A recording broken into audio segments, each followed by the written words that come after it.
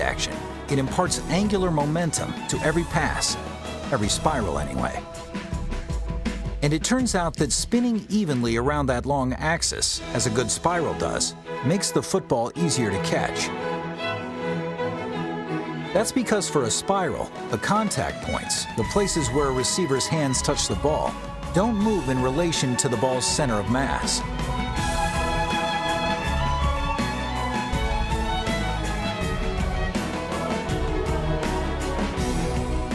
A wobbly pass has points of contact that constantly change, making it harder to haul in.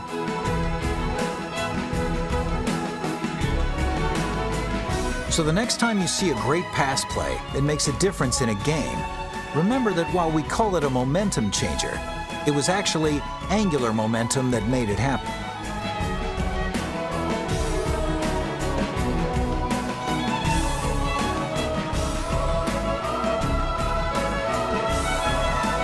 Of course, angular momentum isn't the only force on a football field.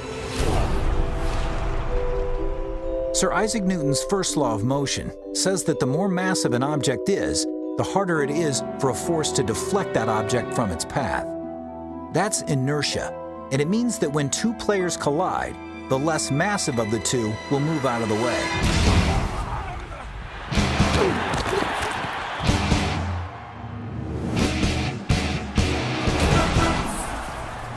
So how does a smaller player ever tackle a player bigger than he is? The answer is center of gravity. If a player has his center of gravity and feet in line with the force of the hit, he is a stable system. And if he is more stable than the man he's trying to tackle, relative mass doesn't matter nearly as much. The unstable system will collapse, and the more stable system will win every time. Proof that bigger isn't always better. Just getting lower isn't everything, of course. A lower center of gravity might make a player less mobile, and a quick-thinking opponent can take care of that lickety-split. But the licks are a part of the game. And the good ones linger, and while every collision in the NFL is unique, one thing is universally true. A body in motion won't stop until acted on by a force greater than it. And that force might just come in any size.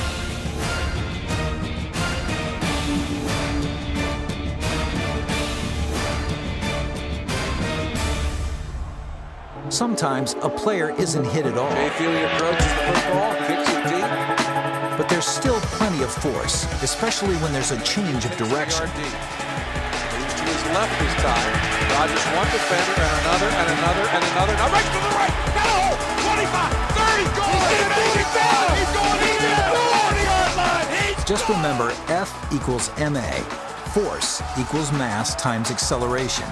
Assuming Ted Ginn's top speed is about 9.8 meters per second, and he gets to that speed in 2 seconds, we know his rate of acceleration is 4.6 meters per second. But he also decelerates when he makes his hard cut. Let's say that takes him half a second, giving us a equals 0 meters per second minus 9.8 meters per second times half a second, meaning a equals minus 19.6 meters per second squared. The force he exerts to change direction is the product of his mass, about 80 kilograms, and his acceleration.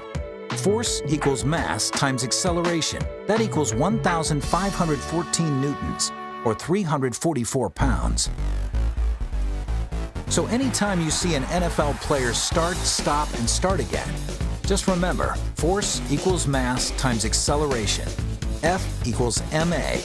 With that formula, you can figure out just how much force is being exerted by anyone. How far that player gets is up to him.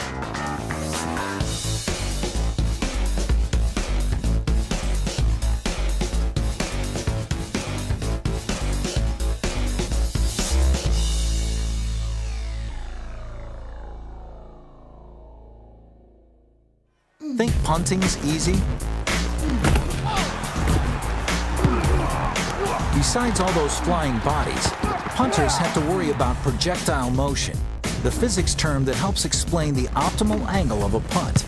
Boot it straight up at 90 degrees, and the punt will get maximum height, but no distance. Kick it at 0 degrees, and the horizontal speed is large, but it'll hit the ground pretty fast, because the launch angle is too small. So a ball launched at 90 degrees won't go anywhere, and neither will one launched at 0 degrees.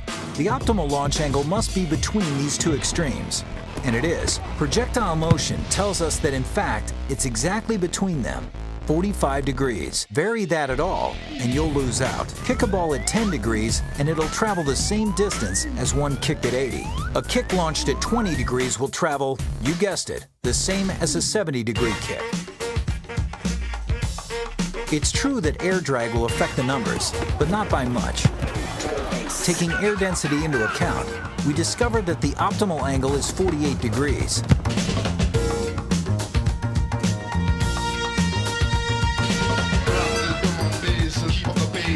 All that physics for something as simple as a punt. Ain't that a kick in the head?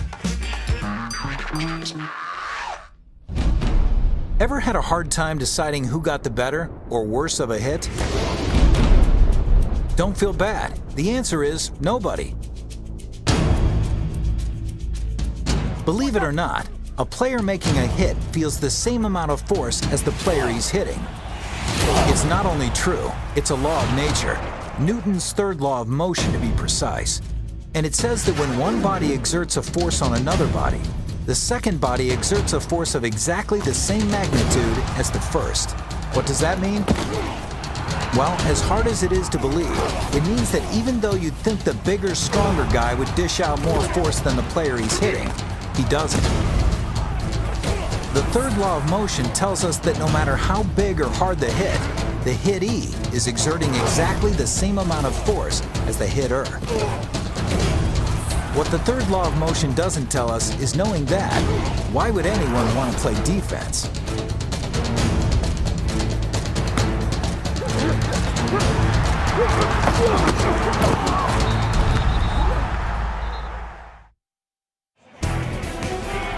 Welcome to the NFL playoffs. The Green Bay Packers take on the Arizona Cardinals.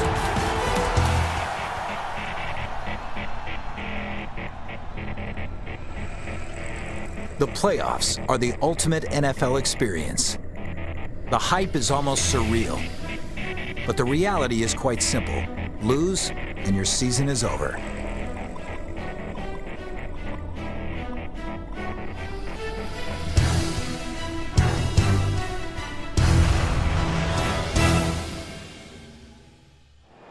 Let's get this party started.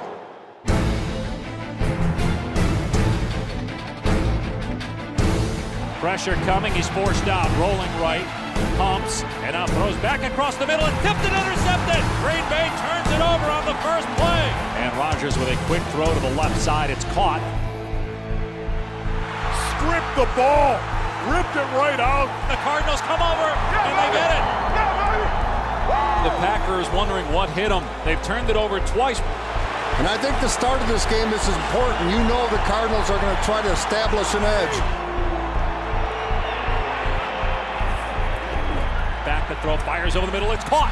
Inside the 10-yard line, inside the 5, touchdown early. Warner's got time, steps up, throws over the middle. It's caught by Doucette at the 10, spins out of a tackle at the 5. Touchdown, Cardinals. And Doucette takes it in for the touchdown. Wow. Yes! They can't stop us. Let's go.